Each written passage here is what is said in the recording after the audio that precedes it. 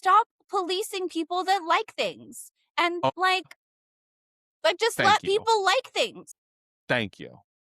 I'm tired of this narrative that we've pushed as Americans of the guilty pleasure. Yeah, get that out of... Don't feel guilty. The only guilty pleasure that you should have is a pleasure that's actually illegal.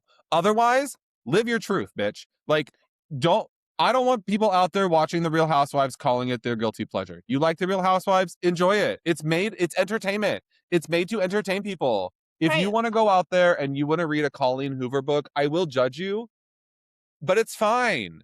My judgment of you for the things that you like don't impact you at all. But I'm Right. also not going to stop you from enjoying those things. Right. Like, if I want to read a bunch of smut because it's fun, who cares?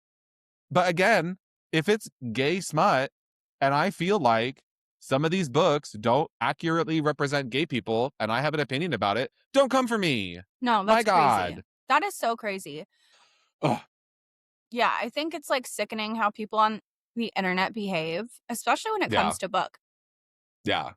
Like the whole, well, the author did this, and so I can never touch this book. Okay, well, literally no one on this planet is perfect, so shut Yeah. up. Yeah. And then the whole like, well, this character did this, so I'm just not going to read that book. Sure, there's trigger warnings. If you can't handle certain content, that's fine. But if a character is just a bad person, maybe they're Yeah. written that way. It's like, that's part of it, you know? So I A think great there's these workaround weird, for people who like have those authors that it's like, I don't want to support them because of X, Y, and Z. You know what you can do? Used books. Yeah. Go to a library bookstore. Right. Buy a used book off of abebooks.com. Like, there are ways to get these books and enjoy the books without supporting the author. If you really feel like the author, like, you don't want to give them your money, there are ways around that. Like, and by buying a book used, you're preventing a book from going in the landfill. Like, you're helping the environment. So there are just the ways. Yeah, I mean, there is the caveat that, like, if they're so evil and vile that their book is evil and vile, aka Robert Galbraith, you know, I get not wanting to, but I do think we need to abolish the cops in our hearts when it comes to literature a little bit. Like, if you're out here trying to like support the O.J. Simpson If I Did It book, like, that's between you and your God. I'm not going to read it. Like, there are lines that can be crossed, but like, Stephen King is the prime example. Do I think he's a great human being for the betterment of humanity?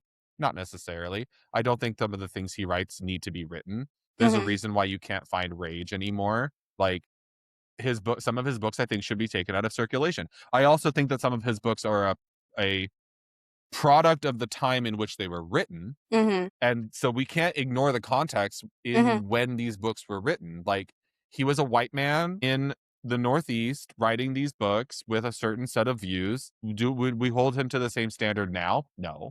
But at the time, like, it just, I don't want to say it was what it was and it is what it is, but like, we need to learn to appreciate books outside of the context of the person and 2026. Like, we should appreciate the books as they were written at the time that they were written. And again, I think it goes back to us talking about The Shining.